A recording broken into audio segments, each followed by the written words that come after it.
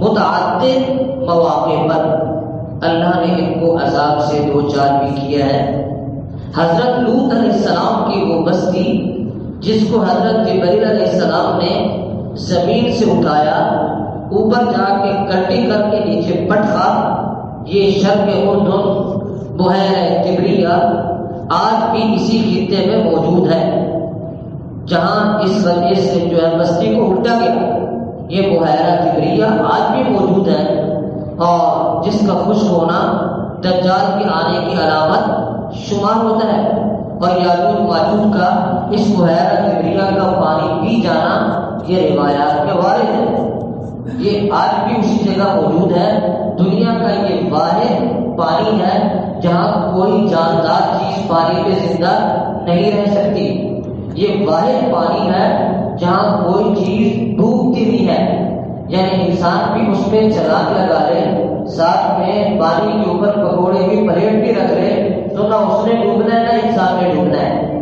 تو یہ خطہ آج بھی اس جگہ موجود ہے۔ لوگوں نے تو سیر کا بنایا، در حقیقت تو عبرت کا ہے یہ جو ماضی سے آ رہا ہے۔ حضرت لوط علیہ السلام کے پر قوم پر عذاب اسی علاقے میں اور اسی خطے میں آیا ہے۔ اسی طریقے سے قرآن مجید میں سورۃ البقرہ میں ہی جالوت کا قصہ پڑھتے ہیں، جو جالوت بادشاہ نے انہی لوگوں پر حملہ کیا کہ یہ اللہ کی طرف سے عذاب تھا۔ یہ تو اللہ تبارک و تعالیٰ نے حضرت داؤد علیہ السلام کے ذریعے جالوت جیسے جابر بادشاہ کا خاتمہ کرایا۔ وقتل داؤد جالوتا کہ انہوں نے جو ہے ان کو مار دیا، یوں لوگوں سے عذاب ٹلا۔ تو یہ قوم اس کے اوپر عذاب گراتے رہے، اسی وجہ سے کہ نافرمان تھے، اسی وجہ سے کہ اللہ کے احکام سے بغاوت کرتے تھے اور اللہ کے احکام کی نافرمانی کرتے تھے، تو عذاب سے دو چار بھی ہوئے۔ ایک موقع پر ایسا بھی ہوا، بخت نصر نے ان کے اوپر حملہ کیا اور وہاں کوئی یہودی زندہ نہیں چھوڑا، جو بچ گئے سب کو اپنے ساتھ قیدی بنایا، عراق کے شہر بابل لے گیا اور اس خطے کو یہودیوں سے اس نے پاک کر دیا۔ یہ بھی اللہ کی طرف سے ایک عذاب تھا جو ان کے اوپر مسلط ہوا۔ روم کے بادشاہ تیتوس کا نام بھی آتا ہے، جس نے یہاں تباہی مچائی اور یہاں کے علاقے کے لوگوں کو اس نے قتل کیا، زخمی کیا، غلام بنایا، باغی بنایا۔ تو یہ ان کے اوپر عذابات کا سلسلہ جو ہم بتا رہے ہیں، اب تک یہ حضرت عیسیٰ علیہ السلام کے پیدا ہونے سے پہلے کی باتیں ہیں۔ حضرت عیسیٰ علیہ السلام اس بنی اسرائیل کے آخری پیغمبر تھے، جو اس بنی اسرائیل کو سمجھانے کے لیے اللہ تعالیٰ کی طرف سے بھیجے گئے۔ انہوں نے آ کر دعوت کا کام شروع کیا، بھئی پچھلے انبیاء کے ساتھ تم نے اچھا سلوک نہیں کیا، تبھی تم اس طرح ظلم اور ستم کا شکار ہو رہے ہو، یہ اللہ کا عذاب ہے۔ اگر عزت کی زندگی جینی ہے تو پھر اللہ کے احکام کو مانو، مگر آپ کو معلوم ہے یہ قوم بجائے اس کے کہ حضرت عیسیٰ علیہ السلام کی دعوت پر لبیک ہے اور ان کی بات کو سنتی، مگر ان سب نے مل کر حضرت عیسیٰ علیہ السلام کو شہید کرنے کا پروگرام بنایا اور ایک کمرے میں ان پر حملہ آور ہوا۔ اللہ تبارک و تعالیٰ نے حضرت عیسیٰ علیہ السلام کو زندہ آسمان پر اٹھا لیا، ورنہ یہ یہود تو ان کو مارنے پہ تلے تھے اور ان کو شہید کرنے پہ تلے ہوئے تھے۔ اللہ تعالیٰ نے حضرت عیسیٰ علیہ السلام کا ایک ہر شکل جو ہے ان کے سامنے پیش کیا، یہودیوں نے ان کو مارا، ان کا اپنا ہی آدمی تھا وہ مارا گیا۔ اب یہودی تو ابھی بھی خوش ہے کہ ہم نے شاید انہیں شہید کر دیا، جبکہ ہمارا اور آپ کا عقیدہ ہے وہ زندہ آسمانوں پر اٹھائے گئے۔ ہمیں قرآن مجید نے بتایا وَمَا قَتَلُوهُ وَمَا صَلَبُوهُ وَلَٰكِن شُبِّهَ لَهُمْ، نہ تو یہود نے ان کو قتل کیا، نہ یہود نے ان کو پھانسی پہ لٹکایا، بلکہ ان کے ہم شکل اور آدمی پیش کیے گئے تھے۔ یہود خامخواہ خوش ہو رہے کہ ہم نے ان کو شہید کر دیا۔ ہمارے ساتھ عیسائیوں کا عقیدہ یہ ہے کہ ان کو شہید کر دیا گیا اور پھر دوبارہ اللہ نے ان کو زندہ کیا، جبکہ اہل اسلام کا عقیدہ ہے کہ وہ شہید نہیں ہوئے بلکہ زندہ ہی آسمان پر اٹھائے گئے ہیں اور قیامت کے قریب دوبارہ آئیں گے، نازل ہوں گے۔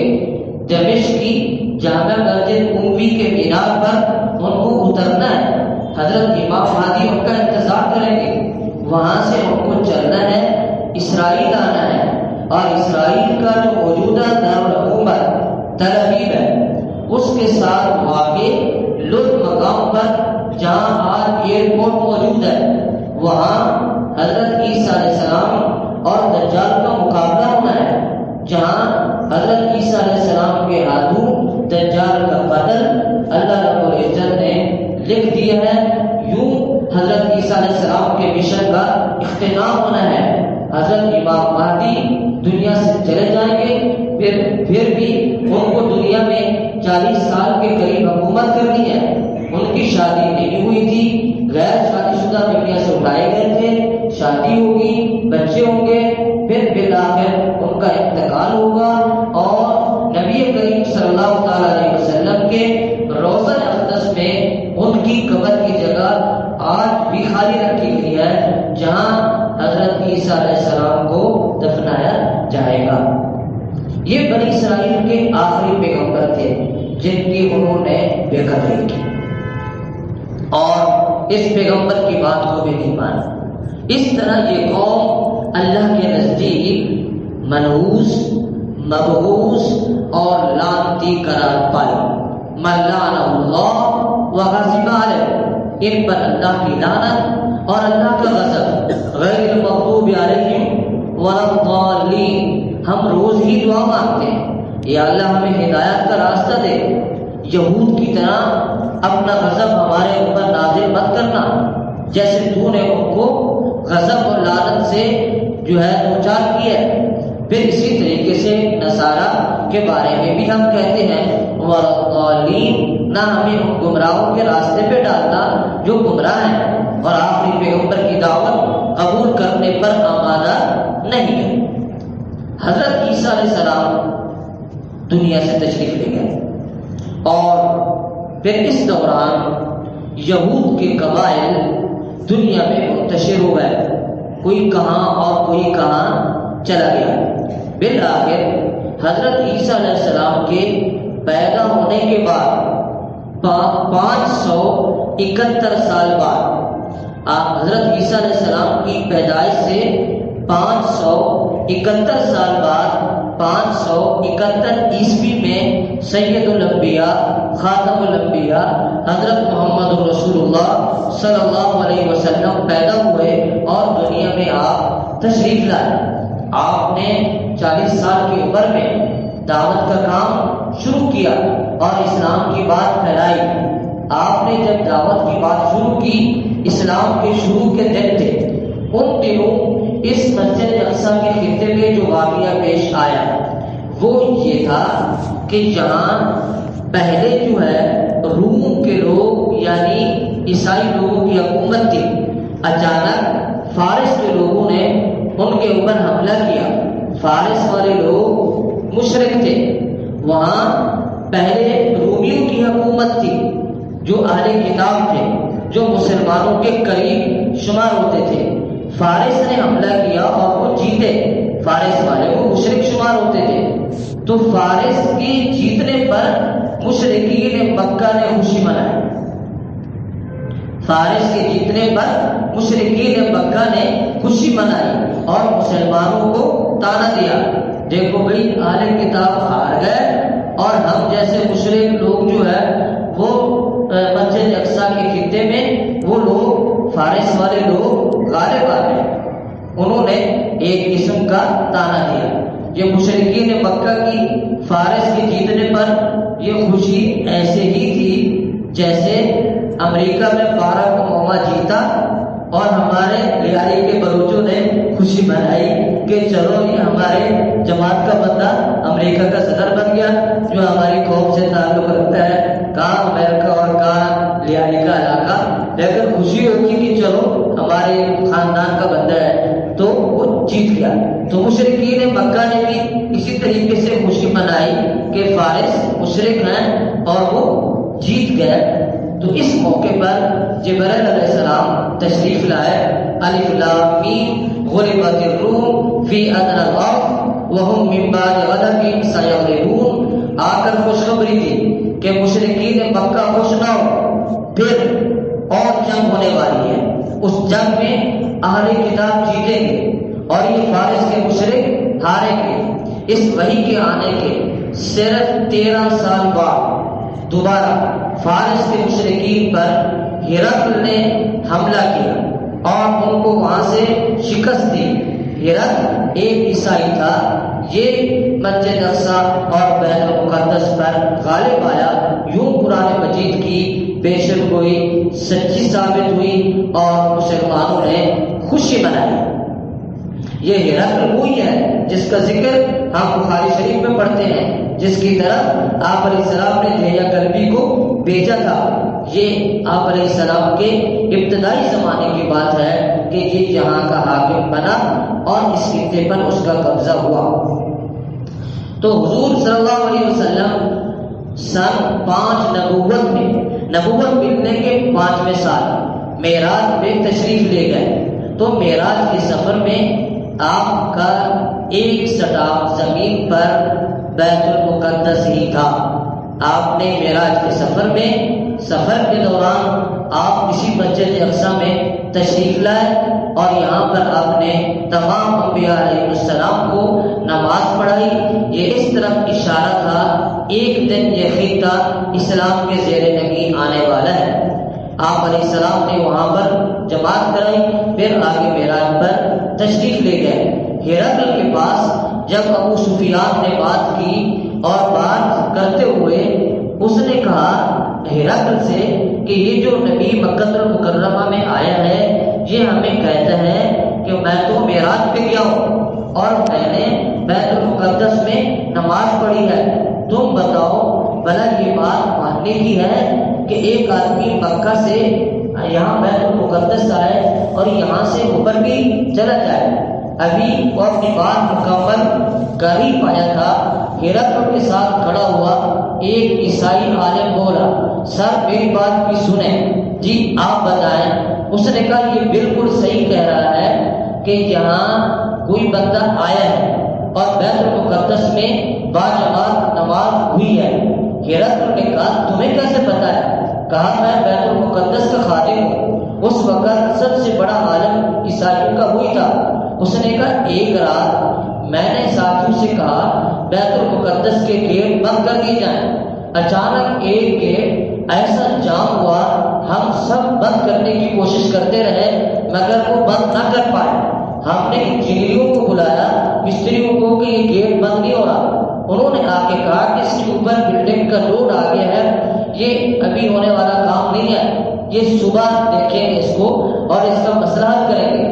یوں وہ گیٹ ساری رات کھلا رہا۔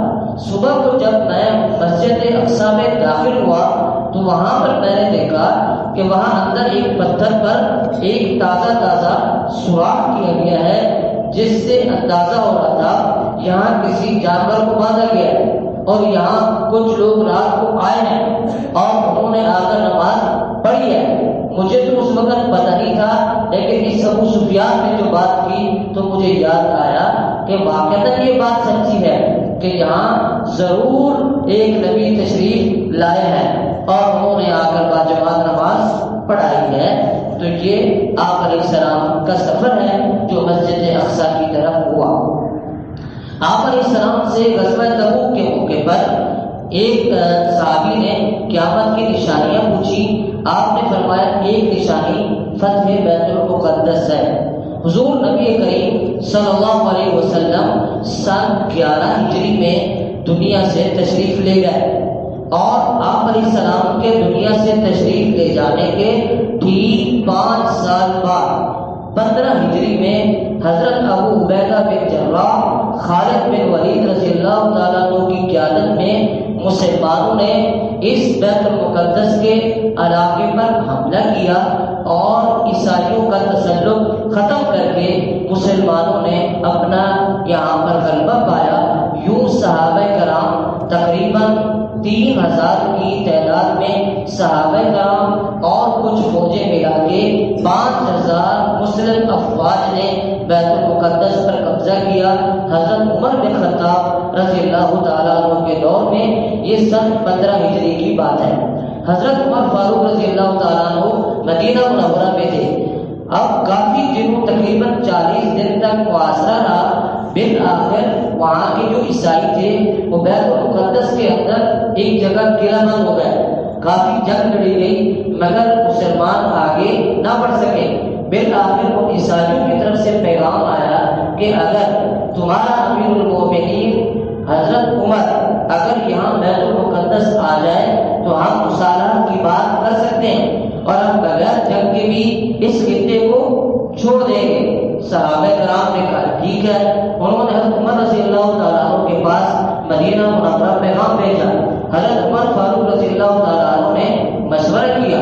کچھ ساتھیوں نے کہا حضرت آپ نہ جائیں، سیکیورٹی کا مسئلہ ہے اور وہاں آپ کے ساتھ کچھ بھی ہو سکتا ہے، مگر اکثریت کی رائے یہ تھی جائیں۔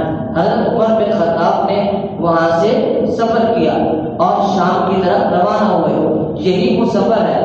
جب آپ شام کی طرف پہنچے تو غلام گھوڑے پہ سوار تھا اور حضرت عمر پیدل چل رہے تھے۔ وہاں کے لوگوں نے کہا کہ یہ کیسا امیر المومنین ہے اور یہ کیسے آ رہا ہے؟ تو فرمایا کہ ہم نے باری رکھی تھی کہ کچھ سفر جو ہے میں نے سوار ہونا ہے اور انہوں نے مہار پکڑنی ہے، کچھ سفر ایسے ہوگا انہوں نے غلام نے بیٹھنا ہے اور میں نے سواری پکڑنی ہے، اور کچھ سفر ایسے ہوگا ہم دونوں پیدل چلیں گے اور سواری کو آرام دیں گے۔ یہ ہماری ترتیب تھی، تو اس ترتیب کے مطابق غلام کی سواری کی باری ہے اور امیر المومنین پیدل چلتا ہے۔ جب آگے بڑھے تو استقبال کے لیے خالد بن ولید رضی اللہ تعالیٰ عنہ، ابو عبیدہ بن جراح رضی اللہ تعالیٰ عنہ موجود تھے، عمدہ لباس پہنے ہوئے تھے۔ حضرت عمر نے دیکھا تو وہی رک گئے، نیچے سے پتھر اٹھائے، کنکریاں اٹھائی اور ماری حضرت ابو عبیدہ بن جراح رضی اللہ تعالیٰ عنہ کو اور خالد بن ولید رضی اللہ تعالیٰ عنہ کو۔ فرمایا افسوس کی بات ہے تم لوگوں کو 2 سال کے لیے اپنے آپ سے الگ کیا اور تمہارے کپڑے بدل گئے اور تمہاری اسٹائل ہی بدل گئے، تم لوگوں نے اجمیوں کا لباس پہن لیا۔ تو انہوں نے کہا حضرت امیر المومنین آپ اوپر نہ دیکھیں، اوپر ہمارا کپڑا ایسے ہی ہے لیکن اندر ہمارے تلوار بھی موجود ہے، اسلحہ بھی موجود ہے، جنگ کا تمام سامان بھی موجود ہے۔ آپ ایسے نہ سمجھیں کہ ہم ایک جوبوں میں آئے تو ہم نے جہاد کا راستہ چھوڑ دیا ہے، ایسا نہیں ہے۔ حضرت عمر نے تصدیق کی تو خوش ہوئے، فرمایا شکر ہے کہ تم اسی راستے پہ باقی ہو۔ تو یہ ملاقات تھی امیر المومنین کی۔ آگے بڑھے، بیت المقدس گئے، عیسائیوں کے جو بڑے پادری تھے اس نے کہا میں تمہارا امیر المومنین دیکھوں گا۔ ہماری کتابوں میں فاتح بیت المقدس کی علامات ہیں، وہ علامات تمہارے امیر المومنین میں موجود ہوگی تو ہم اس شہر کو امن کے ساتھ چھوڑ دیں گے۔ عمر بن خطاب رضی اللہ تعالیٰ عنہ کے ساتھ جب ملاقات ہوئی، بات چیت ہوئی تو ان کے سب سے بڑے پادری نے اپنے ہاتھ سے بیت المقدس کی چابیاں حضرت عمر بن خطاب رضی اللہ تعالیٰ عنہ کے ہاتھوں میں دے دی۔ فرمایا پرامن طریقے سے آپ یہ علاقہ لے سکتے ہیں۔ عمر بن خطاب رضی اللہ تعالیٰ عنہ کی کیا شان تھی۔ مسجد اقصیٰ میں گئے، کچرا تھا، مٹی تھی، سب سے پہلے تو وہ جھاڑو اٹھایا اور جھاڑو دینا شروع ہو گئے۔ امیر المومنین باقی صحابہ نے دیکھا تو وہ بھی شروع ہو گئے، تو اچھے طریقے سے وہاں پر صفائی کی اور مسجد کو صاف ستھرا کیا، اور جہاں آپ علیہ السلام کا براق باندھا گیا تھا وہاں پر حضرت عمر تشریف لائے، وہاں پر آپ نے نماز پڑھی۔ حضرت بلال رضی اللہ تعالیٰ عنہ نے آپ علیہ السلام کے دنیا سے جانے کے بعد اذان دینا چھوڑ دی تھی، مگر یہاں بیت المقدس میں سب سے پہلی اذان حضرت بلال رضی اللہ تعالیٰ عنہ سے حضرت عمر فاروق رضی اللہ تعالیٰ عنہ نے دلوائی اور فرمایا اذان آپ نے دینی ہے۔ پھر حضرت عمر نے وہاں پر جماعت کرائی، فرمایا جہاں میں نے نماز پڑھائی ہے یہاں مسجد بنائی جائے۔ چنانچہ آج بھی مسجد اقصیٰ کے احاطے میں مسجد عمر